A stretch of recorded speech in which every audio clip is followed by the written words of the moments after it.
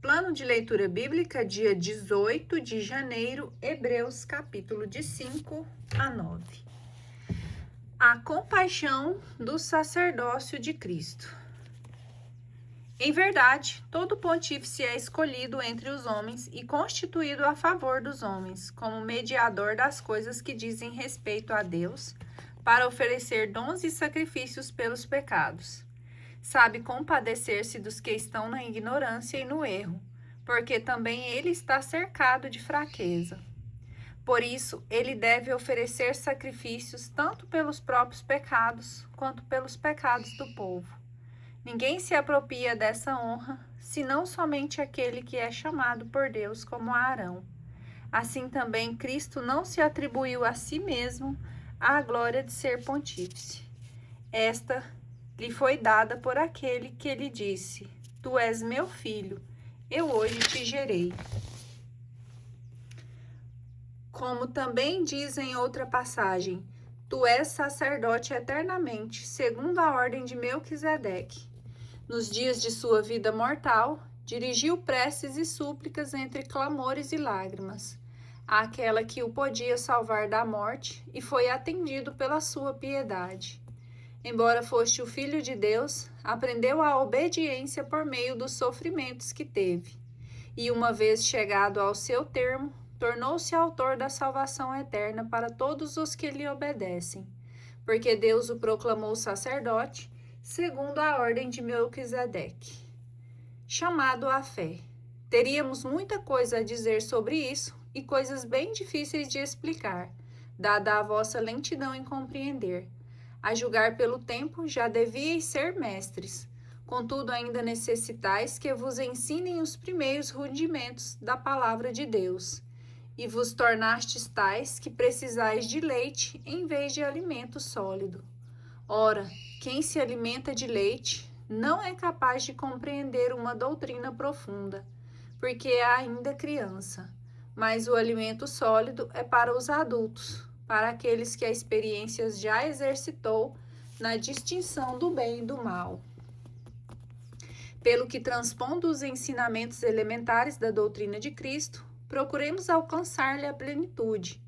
Não queremos agora insistir nas nações fundamentais da conversão, da renúncia ao pecado, da fé em Deus e a doutrina dos vários batismos, da imposição das mãos, da ressurreição dos mortos e do julgamento eterno.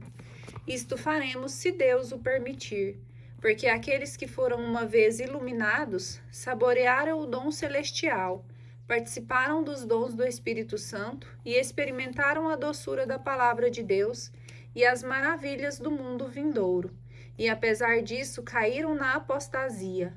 É impossível que se renovem outra vez para a penitência, visto que da sua parte crucificaram de novo o Filho de Deus e publicamente o escarneceram.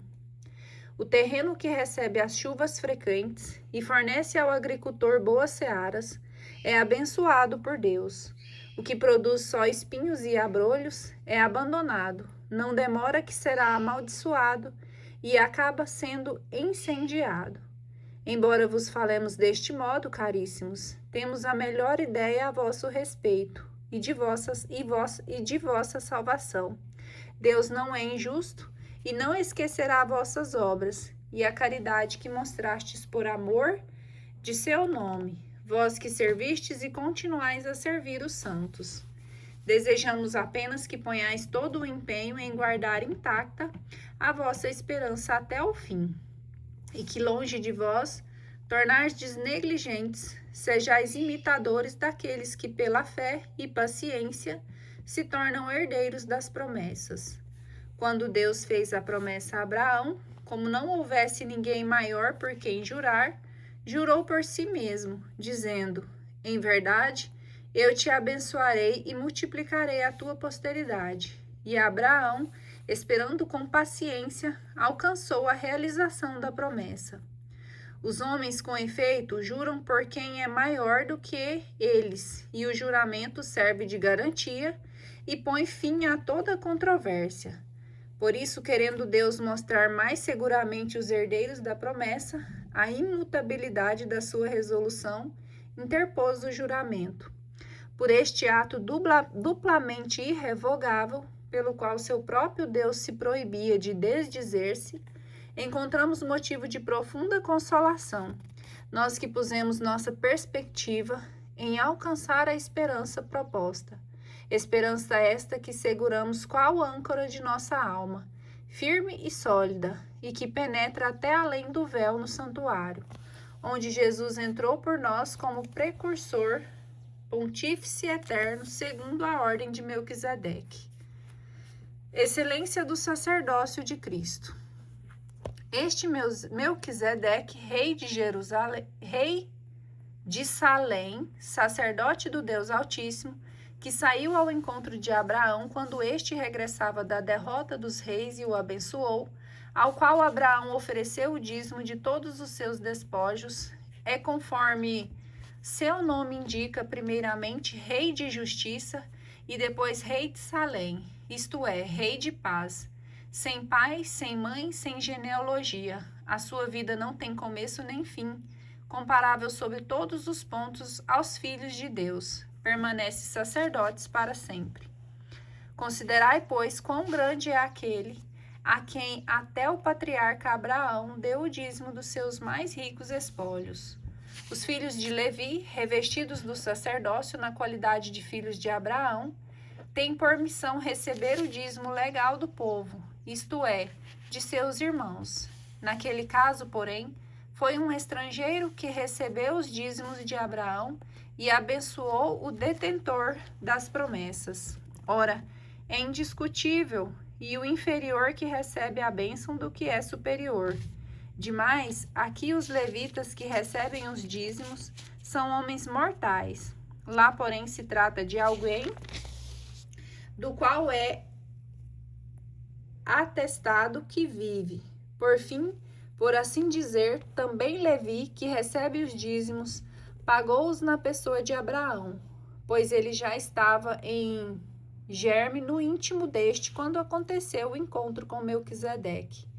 Se a perfeição tivesse sido realizada pelo sacerdócio levítico, porque é sobre este que se funda a legislação dada ao povo, que necessidade havia ainda de que surgisse outro sacerdote segundo a ordem de Melquisedeque e não segundo a ordem de Arão?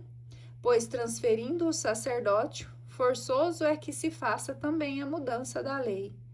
De fato, aquele ao qual se aplicam essas palavras é de outra tribo, da qual ninguém foi encarregado do serviço do altar.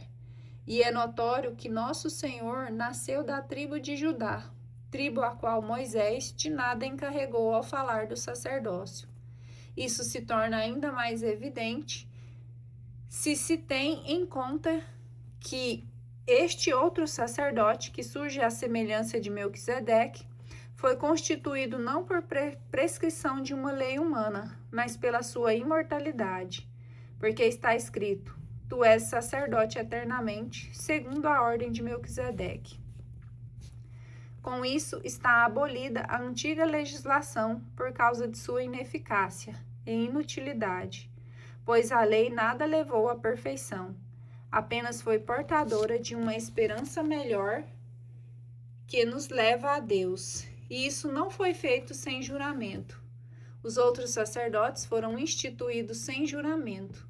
Para ele, ao contrário, interveio o juramento daquele que disse: Jurou o Senhor e não se arrependerá.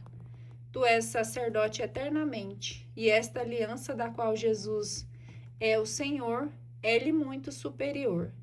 Além disso, os primeiros sacerdotes deviam suceder-se em grande número, porquanto a morte não permitia que permanecessem sempre. Este, porque vive para sempre, possui um sacerdócio eterno. É por isso que lhe é possível levar a termo a salvação daqueles que, por ele, vão a Deus, porque vive sempre para interceder em seu favor.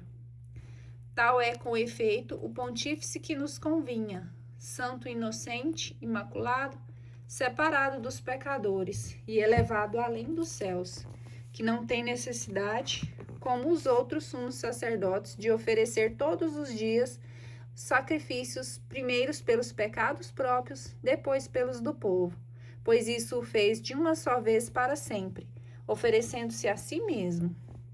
Enquanto a lei elevava ao sacerdócio homens sujeitos às fraquezas, o juramento que sucedeu à lei constituiu o Filho que é eternamente perfeito. Superioridade da nova aliança. O ponto essencial do que acabamos de dizer é este: temos um sumo sacerdote que está sentado à direita do trono da majestade divina nos céus, ministro do santuário e do verdadeiro tabernáculo, erigido pelo Senhor e não por homens. Todo pontífice é constituído para oferecer dons e sacrifícios, portanto é necessário que ele tenha algo para oferecer. Por conseguinte, se ele estivesse na terra, nem mesmo sacerdote seria, porque já existem aqui sacerdotes que têm a missão de oferecer os dons prescritos pela lei. O culto que estes celebram é, aliás, apenas a imagem, sombra das realidades celestiais, como foi revelado a Moisés quando estava para construir o tabernáculo. Olha, foi-lhe dito, faze todas as coisas conforme o modelo que te foi mostrado no monte. Ao nosso sumo sacerdote, entretanto, compete ministério tanto mais excelente, quando ele é mediador de uma aliança mais perfeita, selada por melhores promessas. Porque se a primeira tivesse sido sem defeito, certamente não haveria lugar para outro. Ora, sem dúvida há uma censura nessas palavras. Eis que virão dias, oráculo do Senhor, em que estabelecerei com a casa de Israel e com a casa de Judá uma aliança nova, não como a aliança que fiz com seus pais no dia em que os tomei pela mão para tirá-los da terra do Egito. Como eles não permaneceram fiéis ao pacto, eu me desinteressei deles, oráculo do Senhor. Mas esta é a aliança que estabelecerei com a casa de Israel depois daqueles dias. Imprimirei minhas leis no seu espírito e as gravareis no seu coração. Eu serei seu Deus e eles serão meu povo. Ninguém mais terá que ensinar ao seu concidadão, ninguém a seu irmão, dizendo: conhece o Senhor, porque todos me conhecerão, desde o menor até o maior. Eu lhes perdoarei as suas iniquidades, e já não me lembrarei dos seus pecados. Se Deus fala de uma aliança nova, é que ele declara antiquada a procedente. Ora, o que é antiquado e envelhecido está certamente fadado a desaparecer. Eficácia definitiva do sacrifício de Cristo. A primeira aliança, na verdade, teve regulamentos rituais e seu santuário terrestre. Consistia numa tenda. A parte anterior encerrava o candelabro e a mesa com os pães da proposição. Chamava-se santo. Atrás do segundo véu achava-se a parte do Santo dos Santos. Aí estava o altar de ouro para os perfumes e a arca da aliança coberta de ouro por todos os lados.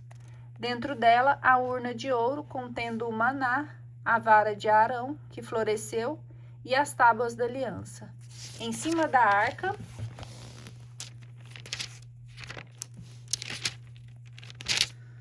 os querubins da glória, estendendo a sombra de suas asas sobre o propiciatório. Mas não é aqui o lugar de falarmos dessas coisas, pormenorizadamente. Assim sendo, enquanto na primeira parte do tabernáculo entram continuamente os sacerdotes para desempenhar as funções, no segundo entra apenas o sumo sacerdote, somente uma vez ao ano, e ainda levando consigo sangue para oferecer pelos seus próprios pecados e pelos do povo. Com o que significava o Espírito Santo, que o caminho do Santo dos Santos ainda não estava livre, enquanto subsistisse o primeiro tabernáculo. Isto é também uma figura que se refere ao tempo presente, sinal de que os dons e sacrifícios que se ofereciam eram incapazes de justificar a consciência daquele que praticava o culto. Culto que consistia unicamente em comidas, bebidas e abluções diversas. Ritos materiais que só podiam ter valor enquanto não fossem instituídos outros mais perfeitos. Porém, já veio Cristo, sumo sacerdote dos bens vindouros, e através de um tabernáculo mais excelente e mais perfeito, não construído por mãos humanas. Não é deste mundo, sem levar consigo o sangue de carneiros ou novilhos, mas com o seu próprio sangue entrou de uma vez por todas no santuário, adquirindo-nos uma redenção eterna. Pois se o sangue de carneiros e de touros e a cinza de uma vaca com que se aspergem os impuros santificam e purificam pelo menos os corpos, quanto mais o sangue de Cristo, e que pelo Espírito Eterno se ofereceu como vítima sem mácula a Deus, purificará a nossa consciência das obras mortas para o serviço do Deus vivo? Por isso, ele é mediador do Novo Testamento. Pela sua morte expiou os pecados cometidos no decorrer do Primeiro Testamento, para que os eleitos recebam a herança eterna que lhes foi prometida. Porque onde há testamento, é necessário que intervenha a morte do testador. Um testamento só entra em vigor depois da morte do testador. Permanece sem efeito enquanto ele vive. Por essa razão, nem mesmo o Primeiro Testamento foi inaugurado sem uma efusão de sangue. Moisés, ao concluir a proclamação de todos os mandamentos da lei em presença de todo o povo reunido, tomou o sangue dos touros e dos cabritos imolados, bem como água, lã escarlate e isopo. Aspergiu com sangue não só o próprio livro, como também todo o povo, dizendo: Este é o sangue da aliança que Deus contraiu convosco. E da mesma maneira aspergiu o tabernáculo e todos os objetos do culto. Aliás, conforme a lei, o sangue é utilizado para quase todas as purificações, e sem efusão de sangue não há perdão. Verdadeiro santuário. Se os meros símbolos das realidades celestes exigiam uma tal purificação, necessário se tornava que as realidades mesmo fossem purificadas por sacrifícios ainda superiores. Eis porque Cristo entrou não em santuário feito por mãos de homens, que fosse apenas figura do santuário verdadeiro, mas no próprio céu, para agora se apresentar intercessor nosso ante a face de Deus. E não entrou para se oferecer muitas vezes a si mesmo, como o pontífice que entrava todos os anos no santuário, para oferecer sangue alheio. Do contrário, lhe seria necessário padecer muitas vezes, desde o princípio do mundo, quando é certo que apareceu uma só vez, ao final dos tempos, para a destruição do pecado, pelo sacrifício de si mesmo. Como está determinado que os homens morram uma só vez, logo em seguida vem o juízo. Assim, Cristo se ofereceu uma só vez para tornar sobre si os pecados da multidão. E aparecerá uma segunda vez, não porém em razão do pecado, mas para trazer a salvação àqueles que o esperam.